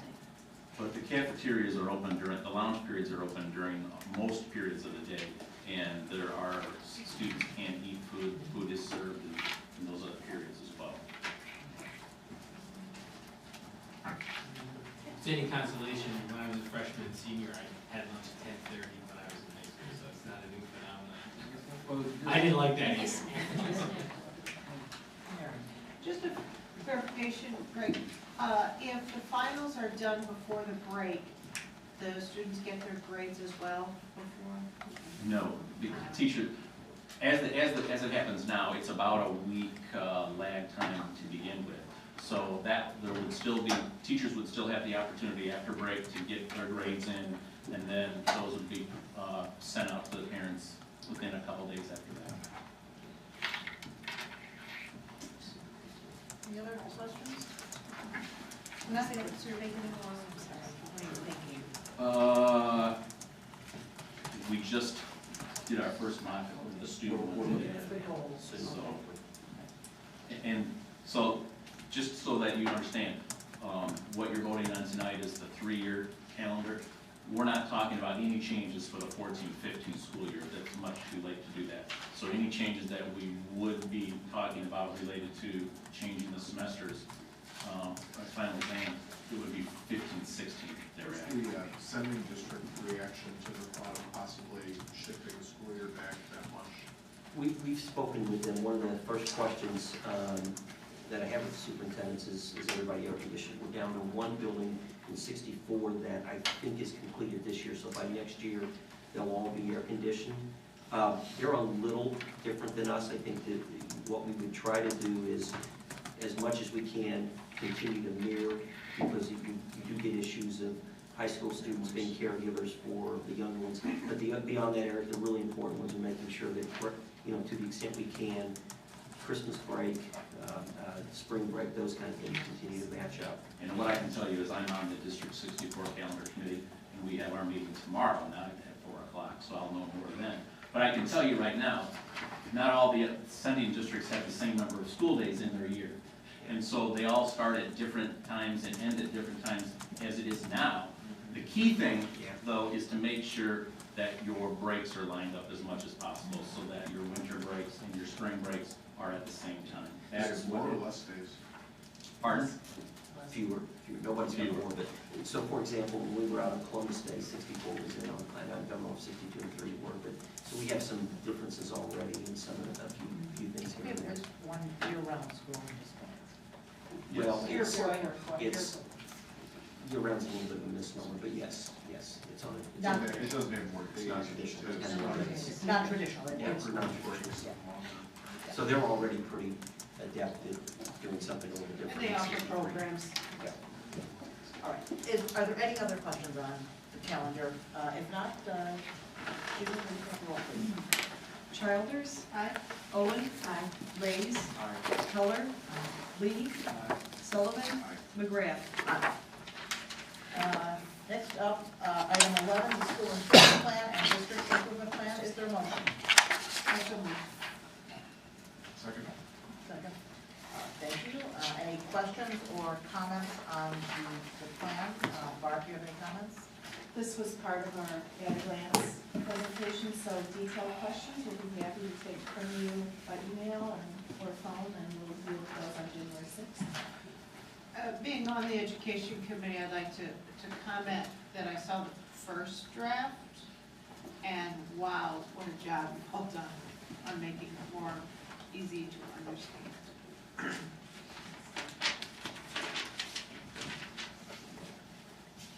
Any other questions or comments? If not, then Jenny, would you take the roll, please? Sullivan? Aye. Owen? Aye. Lees? Aye. Childers? Aye. Lee? Heller? McGrath? Aye. Item 12, textbook adoption. So moved. Mary, second. Carla, any questions or comments? Yes. I think, Yes. I would love just a list of those books. I'd like to read what other people are reading. They're listed down below. You've got them kind of spread out. Because they are You've got- broken up by type Right. Do you have a master list of, of these. yeah, Sure, the ones that are probably accessible to you would be in that last chunk of text. The other ones are workbooks. oh, I'm sorry, I meant the English. Yeah, so that last table, Apologize. they're listed there by department, and you can find them at the very end there. Do you have the Henrietta Lacks one in that one? So page 7 and going on to page 8.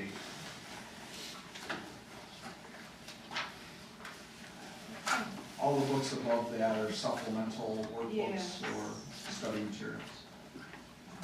We also have the master textbook list that we referred to earlier, online, very Oh. accessible. And if you're looking for a great read, the English department might have some of their choice novels. I'm a former English teacher, so you might find some good Yes, ideas there. exactly. Yeah. Yeah, we can send you The the short link to that. We can send out the links. Well, if it's online, I'll just get it online. The summer reading list is good too. Yes, this is, yeah. So, maybe today's approval, are these books were able to be put into a Chromebooks, by the way, so the students can be access to it, that's it? We've indicated on there the ones that are.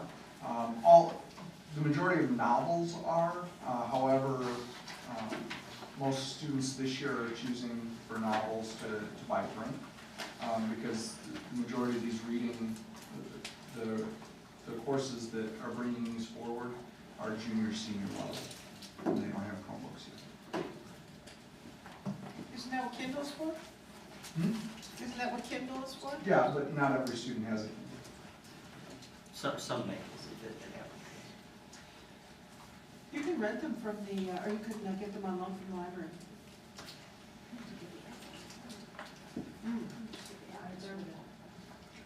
Any additional questions about the textbook adoption? If not, Judy, please call the roll. Owen? Aye. Sullivan? Lee? Lees? Aye. Childers? Aye. Heller? McGrath? Aye. Item 13, new course proposals. I so moved. Second. These are the same courses that Yes. you brought last month as an information item? Right. Okay, are there any questions or comments? Well, just as a member of the education committee, I remember some of these were like changes of titles. They Right. weren't brand new courses, but it was updating things and a few requirements were needed, so you had to do some things differently. But it isn't like all brand new courses. No, It's no. updated. I think there was one brand new course and the rest was There's a replacement course and there's a brand new course. And then the rest are just title changes. are there any other questions or comments? Quickly, fill me in regarding this DEI. I know when you guys mentioned this as an information item, this is quite fascinating, and I know this is adopted in Europe, I guess. But how we actually going to implement this in physical world, real world for our high school students? Have you had a chance to read through the Yes. description here? Because I think it's a pretty good detailed description of what they're imagining. Though they will be granted a summer curriculum project this summer from my department in order to kind of work out the granular details. But the description here sort of describes sort of an online piece to it and also the teacher's facilitator and some organizing the class into operating sort of a virtual business.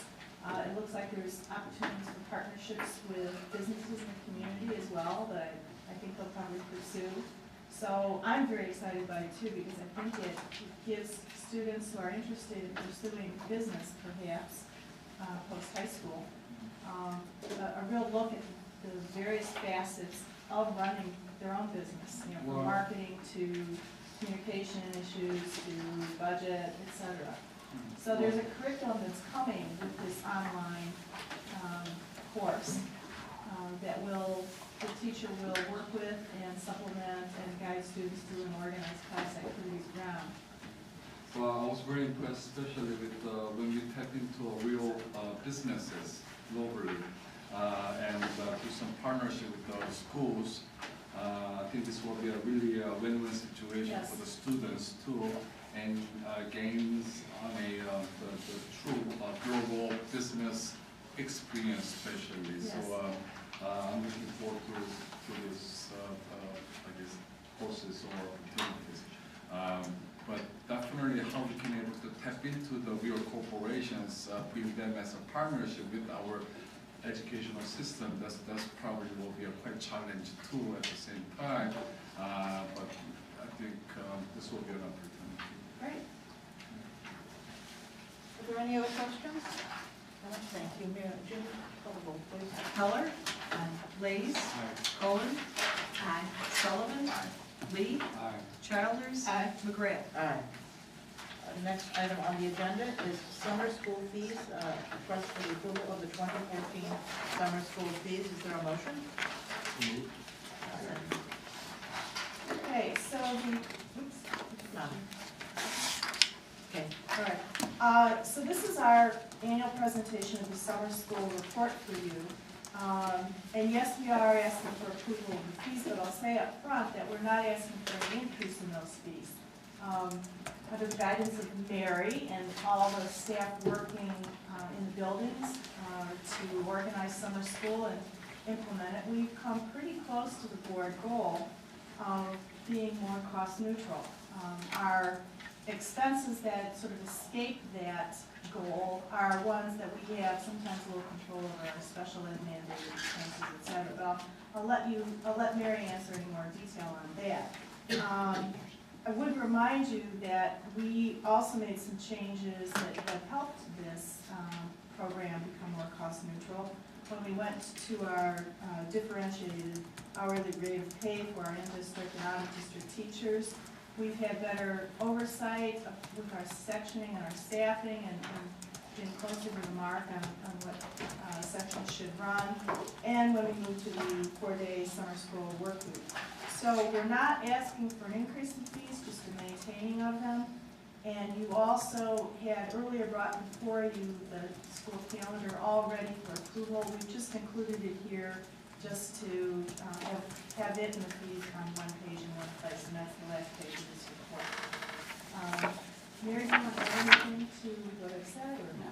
I can't take credit, I don't think, for the financials, because it really was driven by some course enrollments in health and consumer ed, primarily at South, where break even is 17 kids, and those sections were about 27 to 30 kids, primarily because we ran out of teachers. So we had more students in those sections so that we can make sure we weren't turning students away for the summer school program. Just have to say, this is really a critical time for everyone, every parents too. So we have to be really cautious on price consciousness. So as for parents, every dollar is a struggle, especially for this hard economic times. So it's important to maintain the cost, or possibly lower if you can. But in addition to that, if you can find some other extracurricular courses or something that can definitely beneficial to the students in benefit, we should definitely look into that and find a way to save the cost however we can.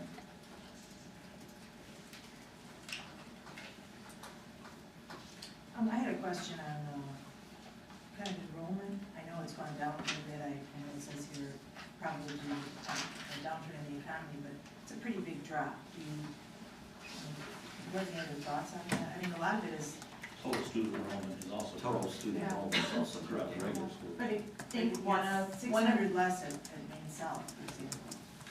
One of the courses that we used to see in tandem oral communication and consumer ed, they're finding, the assistant principals, when they look at it, we're finding that many more students are choosing to do only one. And that was a big enrollment course.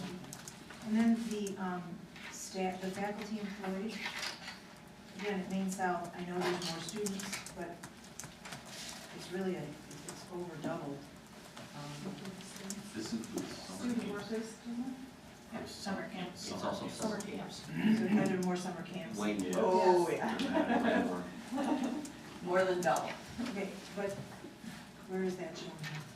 So if you look under the athletic, we're on page 3, first chart, you'll see that athletic activities, total enrollments at South, there's 1,653 in terms of enrollment.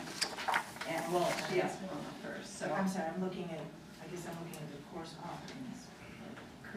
65 at Maine South, Yeah, 68 at she's Maine on South. the next page. Oh, I'm looking at the, that's fine, it just seemed like a lot bigger of an amount than I thought.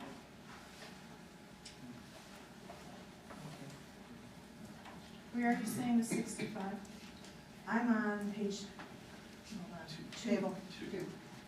It just says 237 faculty at Maine South compared to 81 at East and 87. Well, and 181 of those are for athletic activities. If you look at the bottom chart on page 3, of that 237, 181 are all the athletic activities. Question, what is the reason for a student drop like this? Is it just for Maine Township area or overall or what? What's the situation? Reason, based on U.S. national research, we should be expecting actually a high increase on student graduation rate from the high school to about 2050. I don't have that data or information I can provide that with you. So that as for the university, they have actually more better opportunity to recruit and retain the students. But looking at these numbers like this is definitely a worrisome tool. What does that affect? Why is it like that? I think part of the thing is to remember what our summer school primarily is for. It's for remediation primarily. It's for credit recovery. You look at our core classes, or in some instances it's for get ahead. It's for students also who want to work in some electives during their school year. So they'll take a 3-week summer school class to take care of a semester elective that's required.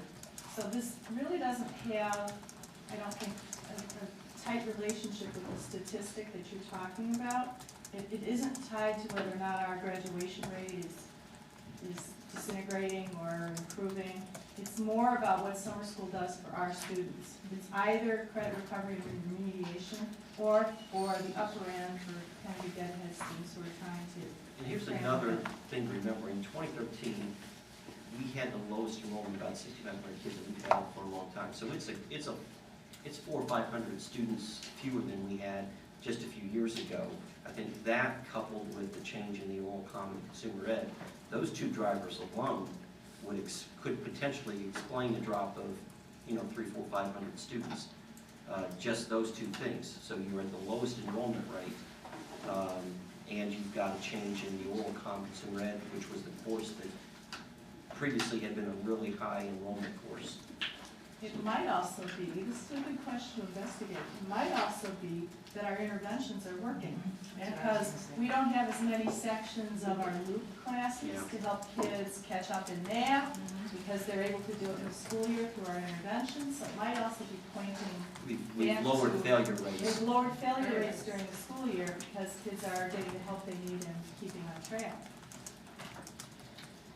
That would be good if we could say that. Yes. Well, I think We it's can say true, that. because I recall them. No, but I don't know if this number ties Well, you know what I'm into gonna do now? I am now gonna go back and compare the sections and various remedial courses from last summer to the previous 3 summers and see where we're at. But I bet that's part of the addition. But at the same, Was that you or Don? Don was here. I turned around to see if he was right.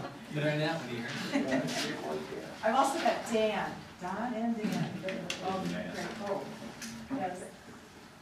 but definitely we should look into the census in our Maine Township school education community. We've done some work on this. Hank has actually done some work. We actually project for probably the next 5 years out to be relatively flat. Not seeing a whole lot of growth, maybe a little, but not a lot. And we've held in a pretty tight range for the last 10 to 12 years. We've been, you know, probably a high of just a little over 7,000 to, you know, 60 to a low of 6,450 or something like that. Is it a 20-year cycle or the enrollment grows? I don't know that it's on a time cycle like 20 years. It has more to do with birth rate changes, demographic changes within a community, and there's a whole lot of other factors.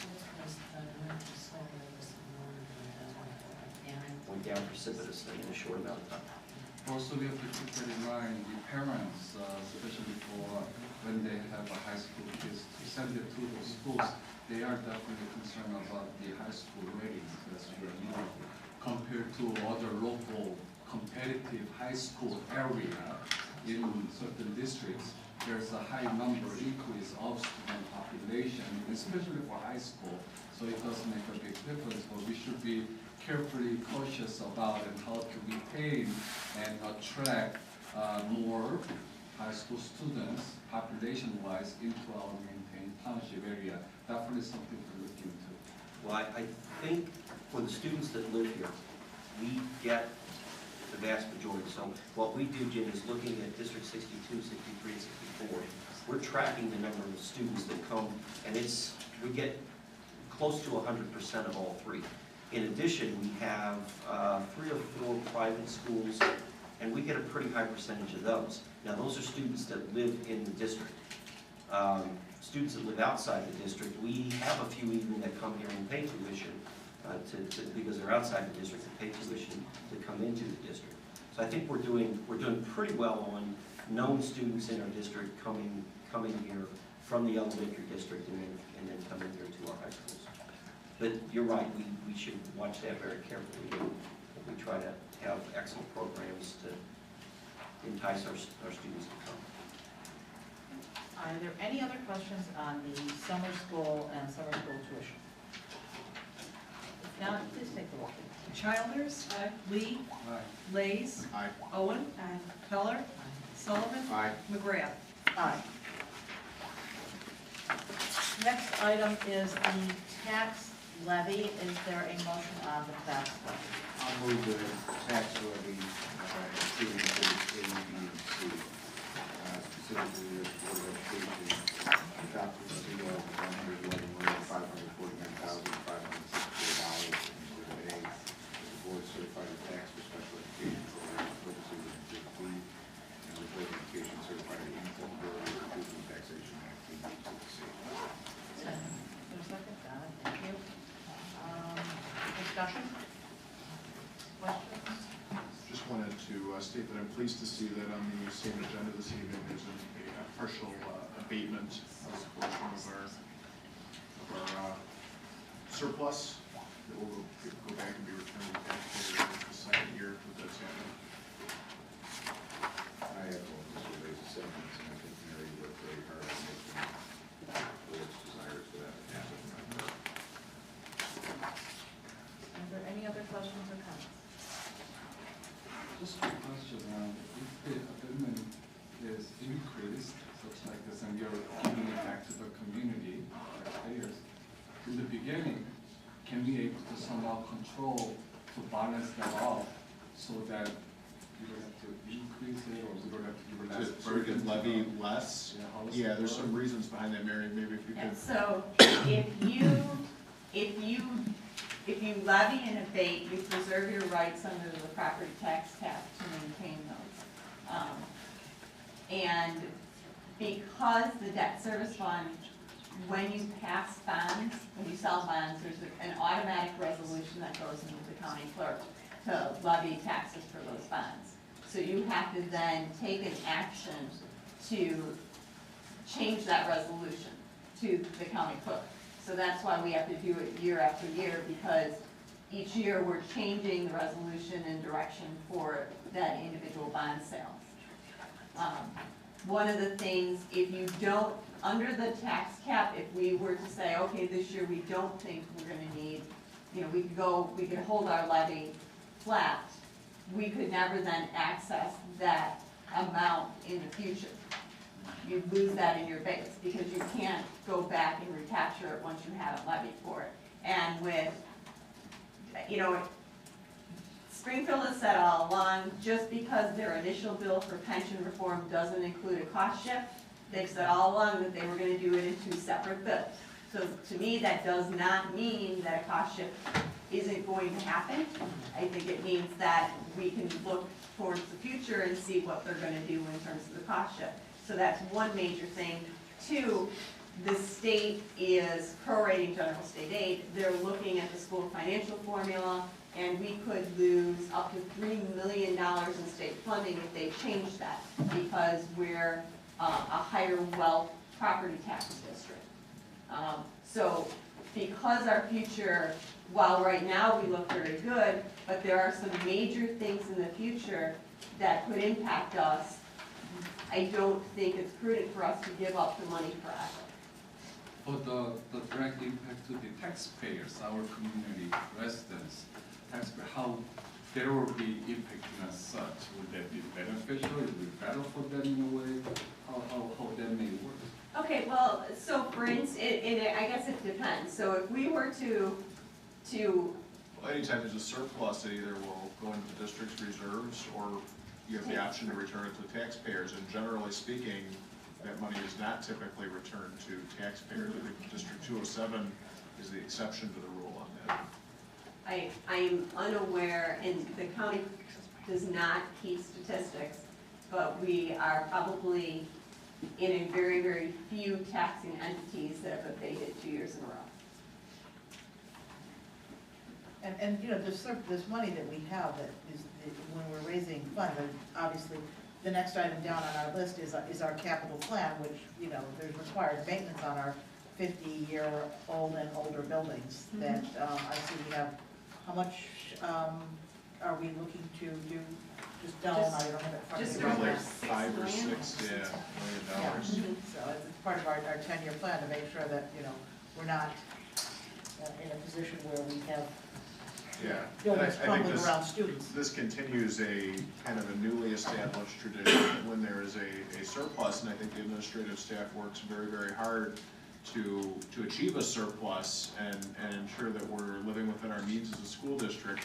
But once that situation develops, then I believe the trend that's now in place is that we'll share that surplus between the taxpayers and investing in our facilities. And I hope that tradition will continue well into the future for District 207. I mean, it was through the surplus a year ago that got us the interior cameras that when we did that's on capital plan for next year, but that was identified as something that we didn't know where we were going to get the funding for, because we have budgeted in our multi-year financial planning model $5 million.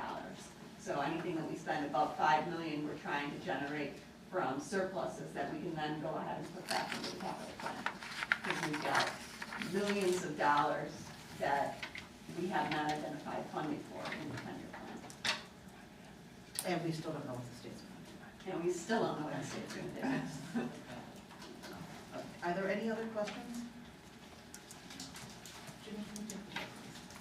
Lees? Aye. Lee? Aye. Owen? Aye. Heller? Sullivan? Childs? McGrath? Next up is the capital plan, the 2014-2015 facility plan. Do I have a motion? I'll second. Mary? Thank you very much. Any questions or comments? Mary, basically a review of what we were looking at doing. I know we looked at this last month. We looked at it in buildings and grounds. Okay. So that's why many of you have seen it before. This is what I call, about the only new item on here is interior cameras. Everything else is replacement. Replacing the 50-year-old HVAC equipment, which we can no longer get parts for. So we're now starting to cannibalize the old ones and try and figure out how to get through the year so that we can head into the summer.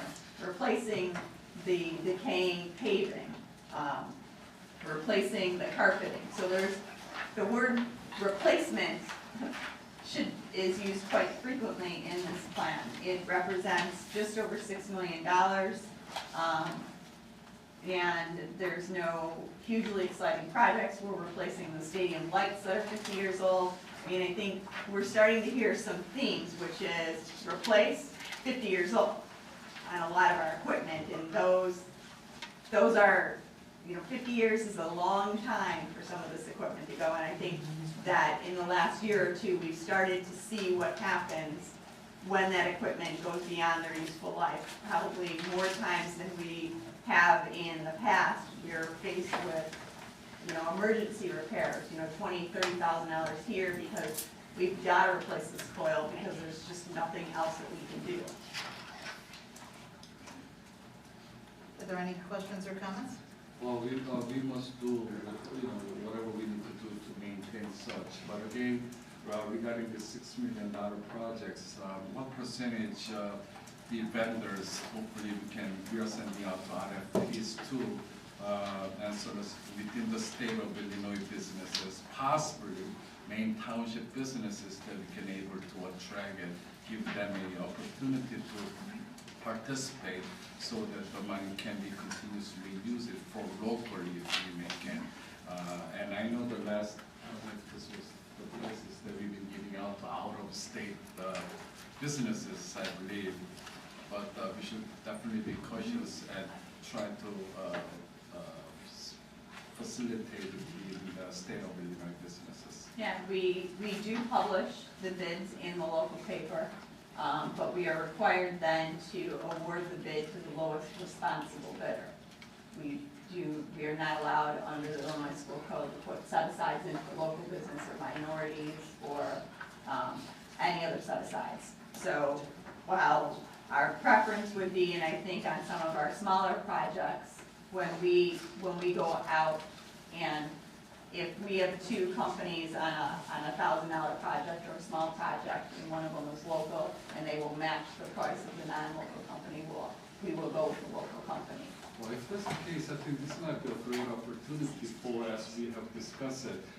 Maybe we can have an opportunity vendor fairs to invite local main township area, state of Illinois businesses, and give them a more opportunities or benefits of doubt. Doesn't the district maintain a list of vendors that are local and have worked well with us in the past and invite them to bid when it's Yeah, appropriate? so what we do is we start with a core of businesses that have performed very well for us in the past and provided us a very good price.